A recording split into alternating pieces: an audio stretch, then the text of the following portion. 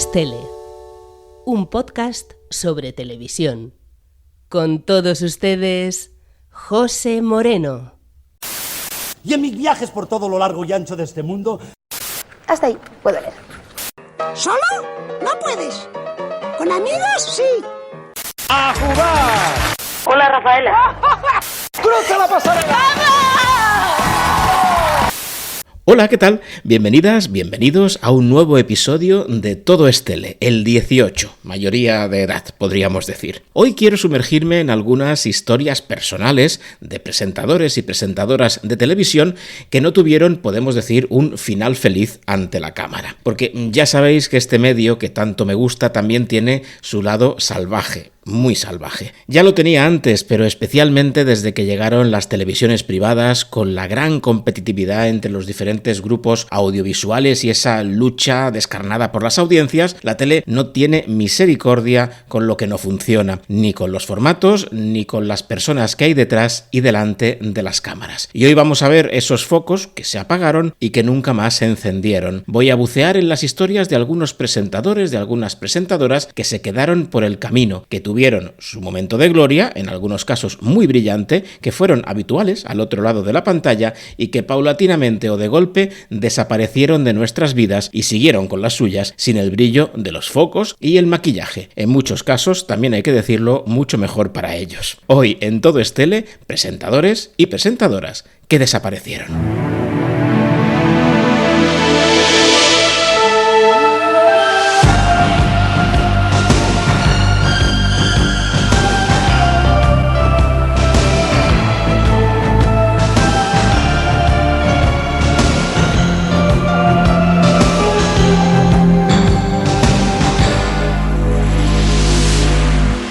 Que suene la sintonía de Quién sabe dónde me viene al pelo porque hoy voy a hacer un poco de Paco Lobatón buscando a algunos de esos presentadores y presentadoras desaparecidos sin rastro o con poco rastro en nuestra televisión, al menos en la gran televisión. Y mira, curiosamente puedo comenzar por el propio Paco Lobatón. Cualquier español de cierta edad sabe perfectamente quién fue Paco Lobatón, un periodista de esos de raza, luchador antifranquista, que incluso llegó a ser torturado en las cárceles de aquella época y que estaba en televisión española desde los años 80. A principios de los 90 tuvo su momento al frente del programa Quién sabe dónde, un espacio dirigido por Ernesto Sáenz de Buruaga que comenzó en la 2 pero que rápidamente pasó a la primera porque funcionaba como un tiro. Era una premisa sencilla, ampliamente testada ya antes en la televisión estadounidense. Un espacio en el que dar a conocer nombres de personas que habían desaparecido sin dejar rastro y usar la fuerza de la televisión para encontrarlas. Ese era el morbo que hacía que muchísimas personas fuesen fieles espectadores cada semana al programa.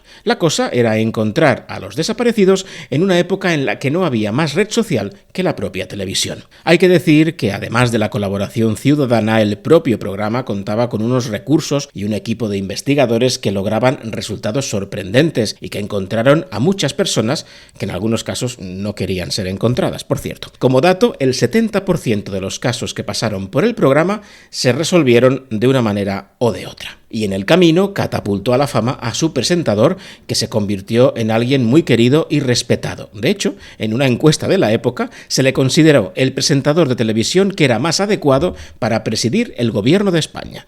Ahí es nada. Pero no sería yo, y lo sabéis, si no aprovechase que estamos hablando de quién sabe dónde y perdiera la ocasión de poner el corte de Gregorio Cobos Burguillo. Sí, buenas noches. ¿Con quién hablo? Es Paco Lobatón. ¿Qué tal? ¿Con quién hablo? Con Gregorio Cobos Burguillo.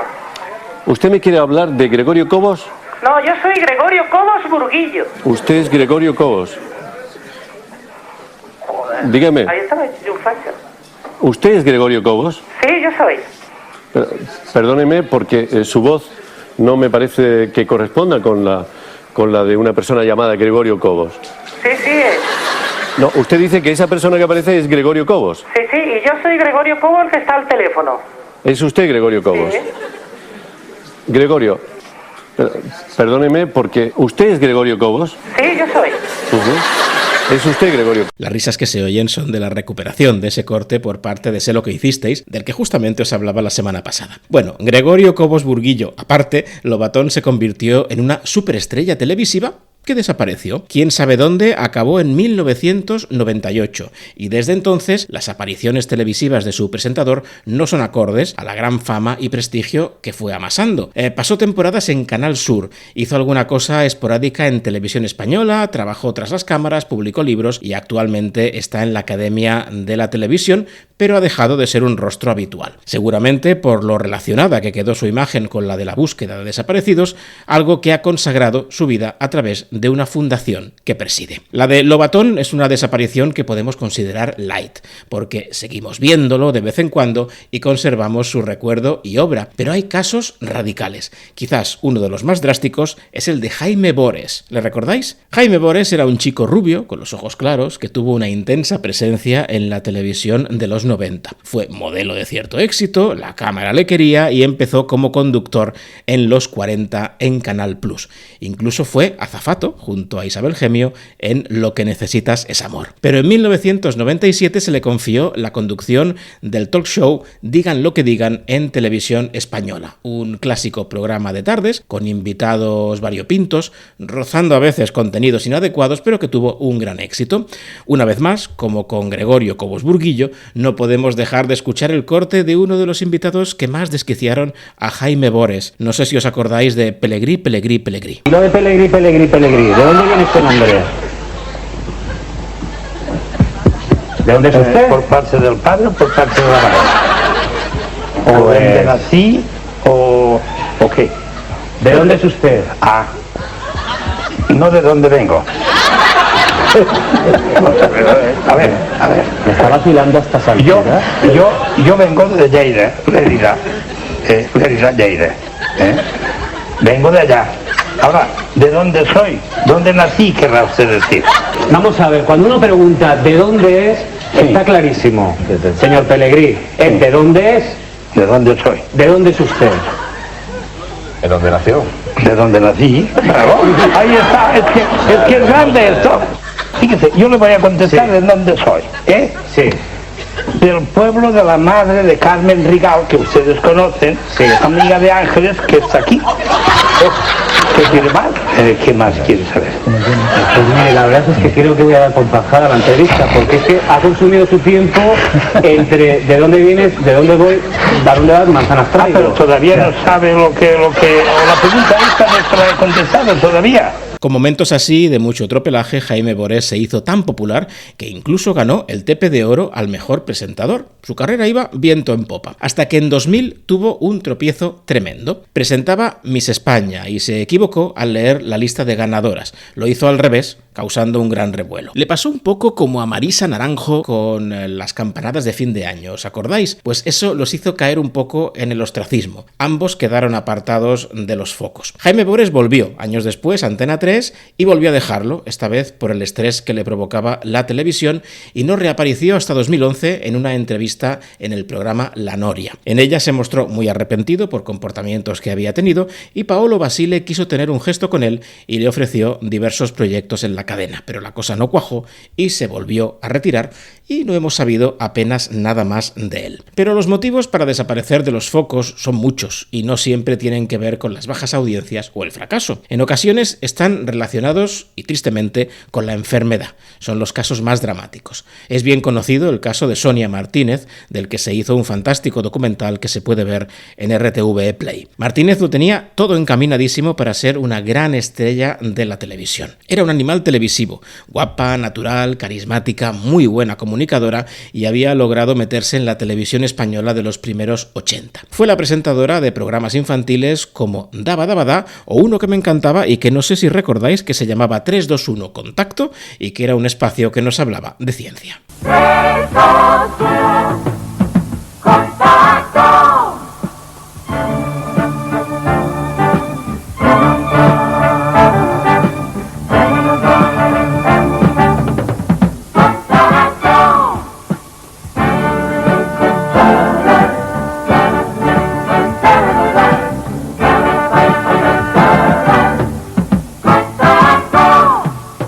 Hoy hemos visto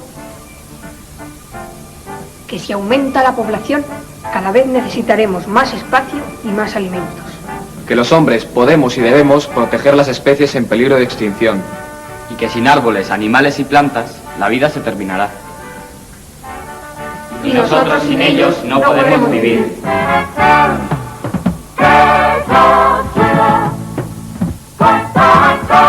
Con programas como estos, Sonia Martínez estaba en lo más alto, pero en 1986 unas fotos en topless fueron el pretexto para despedirla de Televisión Española. La propia Sonia contó años después que el despido se produjo por no acceder a las proposiciones sexuales de un directivo televisivo, y se pusieron las fotos, que no eran las primeras que habían aparecido de ella, como excusa. Todo muy sórdido. De hecho, se la readmitió e incluso grabó secuencias que se iban a emitir en la cuarta parte de La Bola de Cristal, pero que nunca vieron la luz. Es en ese momento cuando la vida de Sonia Martínez entra en barrena. La droga, el sida, la prostitución. Un drama para la que fue la alegría y la sonrisa de la televisión infantil y que murió cuando solo tenía 30 años. 4 años antes, en 1990, hizo diversas entrevistas en las que explicó su historia y en las que era radicalmente sincera, como en esta, en el 3x4 de Isabel Gemio. Porque lo único que necesito en esta vida ahora mismo es estar con mi marido en una casa, trabajar y hacer una vida normal y ser una persona normal. Sonia, Isabel, que lo consigas. Eso espero, bonita. Yo espero que esta entrevista sirva de algo. Creo que hay que ayudaros. Eso, y que me vean que estoy viva. El trabajo tristemente no llegó, la situación se complicó y acabó en el terrible final del que os hablaba. Os recomiendo mucho el documental que os comentaba, La última noche, de Sonia Martínez, en el que se cuenta muy bien el auge y caída de alguien que pudo ser muy importante en nuestra televisión y a la que no le dejaron serlo. Otro tipo de enfermedad también puede truncar carreras prometedoras. Es el caso de Josep Lobató, un joven catalán procedente de la cantera que son las radiofórmulas, que comenzó su carrera en el ámbito catalán, que saltó al estatal con el muy exitoso programa de Europa FM Ponte a Prueba y que dio el salto, que parecía lógico, a la televisión, precisamente en la primera 4, de la que os hablaba en el anterior episodio. Ahí presentó el concurso Moni Moni, que era una versión del Allatu. También pasó por Televisión Española con Quiero Bailar, pero en 2015 se le diagnosticó una enfermedad neurodegenerativa que le afectaba a algo imprescindible para un presentador tanto de radio como de televisión, que es el habla. Lobató ha tenido que reaprender una nueva manera de comunicarse y obviamente no ha podido seguir la prometedora carrera televisiva que parecía abrirse ante él. Ha aparecido puntualmente tanto en su cuenta de Instagram como en algún programa de televisión, aunque más que televisión, Lobató fue un hombre de radio y, a juzgar por algunas declaraciones de hace unos años, acabó un poco harto de la tele. Como a mí cuando yo hacía Moni Moni me decían, Josep presenta, bueno, todo el mundo, no podía salir a la calle y qué maravilloso todo. Pero la tele es muy cruel, porque los presentadores, y además nos llaman así, somos muñecos en la televisión. Muñecos que finalmente interpretamos un guión que nos dicen de una manera y aceptamos un casting que evidentemente la dirección del programa y de la cadena ha hecho previamente y para eso son los profesionales de ese tema, ¿no? Entonces estamos un poco expuestos porque tú dependes de todo lo que hay a tu alrededor, mientras que en la radio, por ejemplo, tú dominas más el medio. Eres más dueño y señor de las cosas que haces. Sí, por lo tanto es más tu responsabilidad. El encasillamiento, el fracaso, la enfermedad pueden apartarte de la televisión, pero también la política. La significación puede acabar jugando en tu contra. Es el caso de Alfredo Urdazi. El periodista de Televisión Española vivió su momento de gloria como jefe de informativos y presentador del telediario de la noche durante los gobiernos del Partido Popular. Y nunca ocultó su apego a las consignas que Televisión Española seguía en aquel momento y que llegaban desde el gobierno de José María Aznar. ¿Recordáis, por ejemplo, cuando tuvo que leer un comunicado por orden del juez en una demanda que ganó el sindicato Comisiones Obreras? La Sala de lo Social de la Audiencia Nacional ha estimado favorablemente la demanda interpuesta por el sindicato CCOO contra Radio Televisión Española y Televisión Española Sociedad Anónima por vulneración de los derechos fundamentales de huelga y libertad sindical como consecuencia del tratamiento informativo ofrecido durante la pasada huelga del 20 de junio de 2002. Pues eso, lo de CCOO fue uno de los momentos culminantes de una carrera claramente apegada a la derecha española. A su lado, por cierto, se sentaba su copresentadora, una tal Leticia Ortiz, que también dejó la televisión. No sé si la recordáis. Aquí tenéis sus últimas palabras. También en la tercera edición del telediario y en la 2 Noticias. Que pasen un feliz fin de semana. Hasta el lunes. Pues de ahí a reina. Eso es dejar la tele bien, ¿eh? Pero siguiendo con Urdaci, después de años de servicio, se convirtió en el rostro visible de Televisión Española tras los atentados del 11M. La cadena pública mantuvo la teoría del gobierno, que había sido ETA, cuando ya existían pruebas más que notables de que no era así. Un escándalo que acabó volcando las elecciones y dando la victoria al PSOE. Aunque la propia dirección de Televisión Española se fue de rositas después de aquello, gran parte de la responsabilidad cayó sobre el rostro que informó de aquellas falsedades, especialmente durante el programa en directo que se hizo durante la jornada de reflexión de las elecciones. Así que Urdaci pagó el pato y vio cómo su carrera televisiva estatal se acababa. Ni siquiera el regreso del PP al poder, años después, supuso su vuelta a las pantallas. Se había quemado. Hizo de colaborador en diferentes medios y empresas, llegó a hacer hasta monólogos de humor en La Sexta, pero nunca más estuvo al frente de un programa en una cadena estatal. Actualmente, por cierto, ha sido readmitido en Televisión Española y ejerce de redactor. Ser un presentador de éxito y desaparecer es duro, pero tener un programa que lleva tu nombre y caer en el olvido tiene que ser bastante peor. Y más, un programa que nos ha dado momentazos televisivos. Algunos dan risa, otros dan pena y otros terror. Ahora os lo explico. Os hablo del Diario de Patricia, que aún es un nombre que define este tipo de formato con entrevistas a personajes inverosímiles que van desfilando por el plató para explicar su vida o para dar o recibir sorpresas. No fue raro oír, por ejemplo, cuando acabó Sálvame, que Jorge Javier iba a hacer por las tardes una especie de Diario de Patricia. Pues eso, la tal Patricia se llamaba Patricia Gaztañaga. De 2001 a 2011, el Diario de Patricia se mantuvo al frente de las tardes de Antena 3 con su desfile de personas anónimas que fueron carne de zapping y que muchas veces creaban situaciones que eran tan surrealistas que hacían que la propia Patricia no pudiese contener la risa. Por ejemplo, un hombre se presenta vestido de gato para que su mujer le haga más caso. Pues claro, Patricia no podía.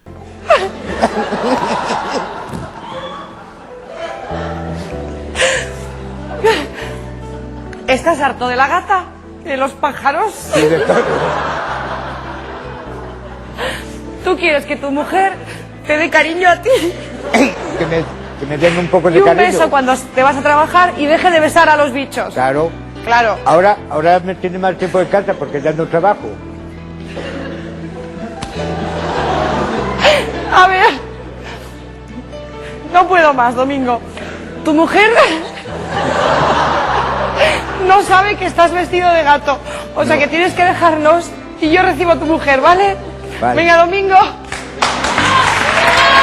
Hay que decir que siempre se ha sospechado, y la verdad es que creo que son sospechas fundadas, que el programa creaba y recreaba muchas de las situaciones que allí se producían, buscando siempre el más difícil todavía, la situación más extraña. Unos casos que en alguna ocasión acabaron en tragedia, no hay que olvidarlo.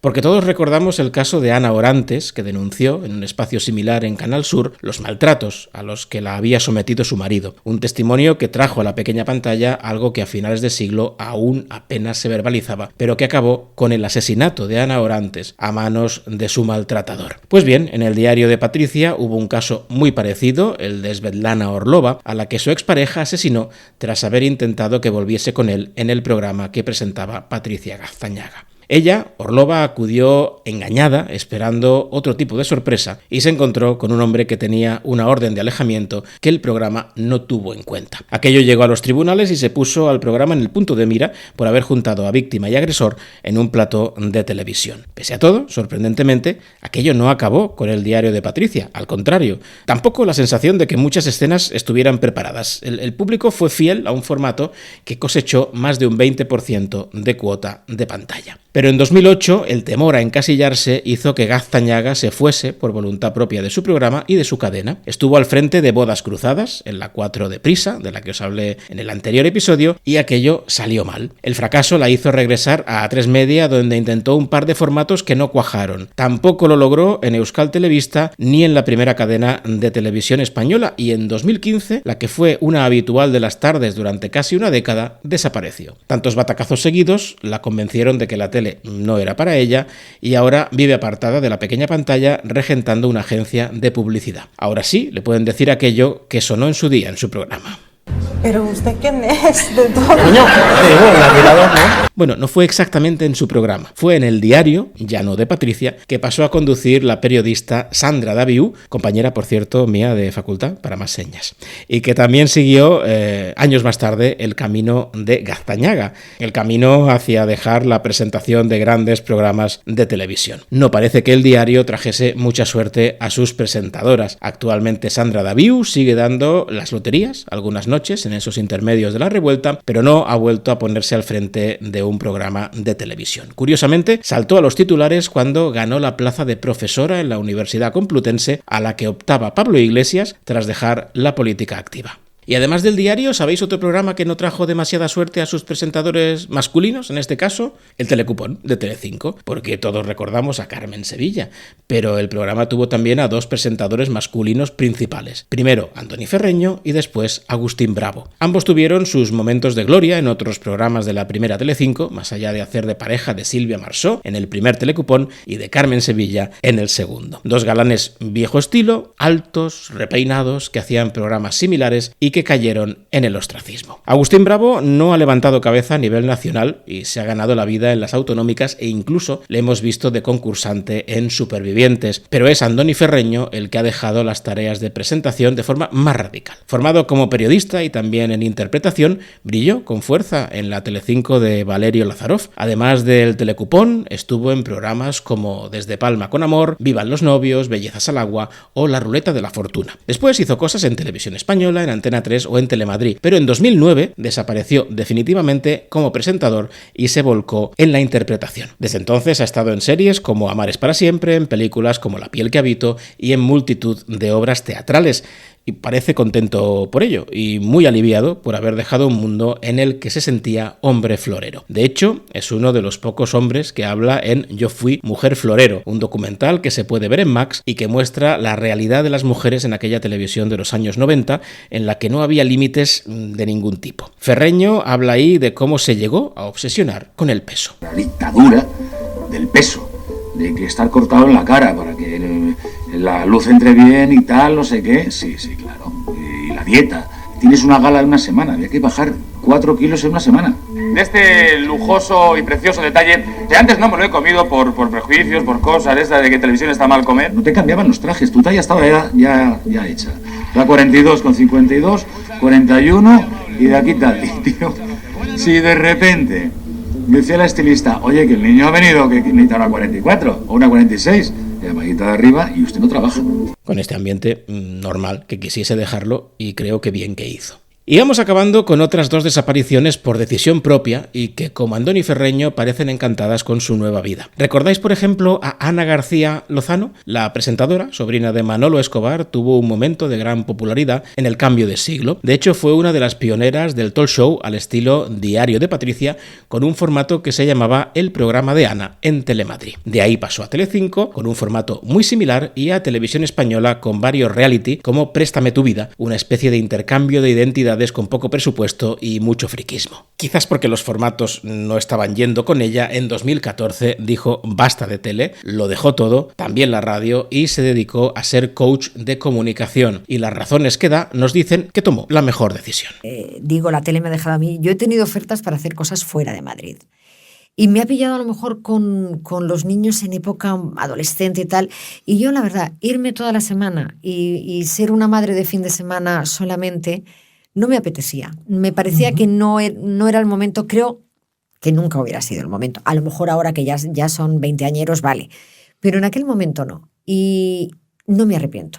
Y un último caso, en este caso bastante extremo, es el de la que fue copresentadora del intermedio en La Sexta. Como os decía en el episodio pasado, el Gran Wyoming se ha sabido rodear siempre de excelentes profesionales, principalmente mujeres, y Beatriz Montañez era una de ellas. La periodista estuvo 8 años cada noche en la tele y un buen día decidió que ya era suficiente. Se trata seguramente de la ruptura más drástica porque Montañez se fue a vivir a una cabaña en medio del bosque en la que se dedica a escribir, un cambio de vida radical. De repente repente tenía un trabajo que todo el mundo hubiera pensado que era maravilloso y una vida vista desde fuera podría parecer idílica, pero efectivamente había algo que dentro no estaba funcionando. O sea, ya tengo lo que quiero, ya está, no hay más. Y es que pese a ser un medio fascinante, la televisión también es una máquina de devorar gente, un ambiente en muchas ocasiones tóxico, en el que lo que hay fuera y lo que hay dentro está continuamente retándote. Y en algunas ocasiones lo mejor es dejarlo. Espero que todos nuestros protagonistas, al menos aquellos que lo han logrado, también hayan logrado ser felices. Recordaremos siempre muchas de sus apariciones televisivas, pero celebramos también si han encontrado un nuevo lugar en el mundo alejado de los focos, con la esperanza de que el medio pueda ser algo más amable de lo que lo ha sido en el pasado. Aquí, fuera de esos ambientes, os seguiré hablando de cosas relacionadas con la televisión. En el próximo episodio, por ejemplo, vamos a viajar al pasado para recordar unos formatos que fueron ubicuos y que han desaparecido prácticamente. ¿Qué será? Lo sabréis en un par de semanas. Ya sabéis que Todo es Tele está martes sí, martes no, en vuestra plataforma de podcast preferida y que podéis activar la campanita o lo que sea para que os avise de que hay nuevo episodio. Y si no me seguís al día, ya sabéis que tenéis hasta 17 episodios más disponibles, además de este. Así que hasta el próximo. Y mira, que se despida Jaime Bores. Que muchas gracias, que les espero mañana con otro tema, yo creo que de curiosidad, en fin, de su interés, ¿verdad? Y que hasta entonces, que el resto de la tarde sea lo mejor posible. Gracias.